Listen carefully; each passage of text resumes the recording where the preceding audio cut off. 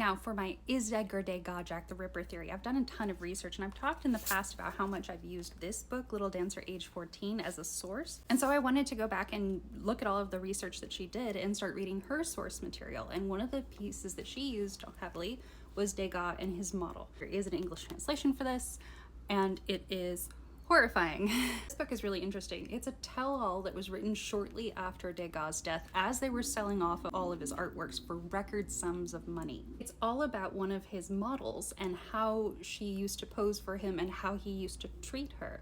Her name in the story is Pauline, and she appears to be some sort of conglomerate of several of his different models. The book was supposedly written by Elise Miquel, and nobody really knows for sure who she was, but there's a foreword in the front that speculates on who her identity could have been. It's a pretty short book because it was actually just published as 2 separate news articles, but it's far from pleasant reading. I was only 5 pages in before Degas first hits Pauline. The model posed and rested with no further commentary from Degas. She had begun to think that perhaps his mood had softened when he brought a fist down on her back so hard that she nearly fell. "Your posing is so terrible, you'll make me die of apoplexy," he said, wheezing. And then, if I wasn't horrified enough, it then launches into a discussion of how he's ending the session using his compass, an instrument he handled ineptly at best, jerking it back and forth over his poor models' bodies. It was a miracle he'd never put out anyone's eye. And then there were the scrapes and scratches its points dug across you.